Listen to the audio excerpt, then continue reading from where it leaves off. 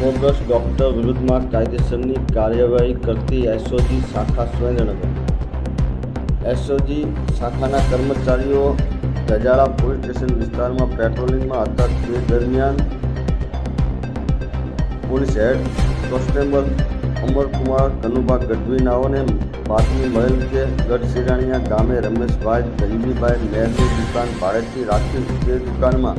practice કરતો doctor વિપુલભાઈ પાચાભાઈ રોજાસરા કોઈપણ જાતની ડિગ્રી વગરની એલોપેથીની સારવાર કરે છે અને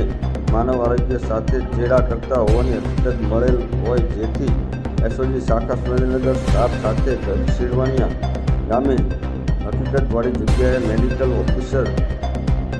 clerk 2 doctor Shri Minalsinh Kathiya PHC નોલીનાઓને સાથે રાખી બાતમી હકીકતવાળી જગ્યાએ રેડ કરતા આ કામનો આરોપી વિપુલભાઈ પાચાભાઈ રોજાસરા ઉંમર વર્ષ 25, ધંધો તબીબી પ્રેક્ટિસ રહે સાગોઈ તાલુકો સાયલા જિલ્લો સુરેન્દ્રનગર વાળો મળી આવેલ અને તેના કબજામાંથી કુલ 33 જાતની અલગ અલગ હોમિયોપેથી દવા જે કિંમત ₹6,293ના મુદ્દામાલ સાથે મળી આવતા મજકૂર આરોપી વિરુદ્ધ ગજાળા પોલીસ સ્ટેશન ખાતે મેડિકલ પ્રેક્ટિશનર